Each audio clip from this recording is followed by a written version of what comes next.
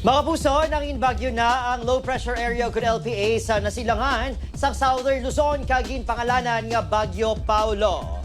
Sa 11 a.m. kag latest bulletin sa Pag-asa, ulihin na sibratan ang sentro sang Bagyo sa Kalayon nga 760 kilometers sa silangan sang Virac, Catanduanes. Sunod sa Pag-asa, posible ini mag-igo sa Isabela o kun Northern Aurora sa Biyernes ng aga o kon hapon. Posible sa mga hapon o kun gabi magapagwa na sang wind signal ang Pag-asa.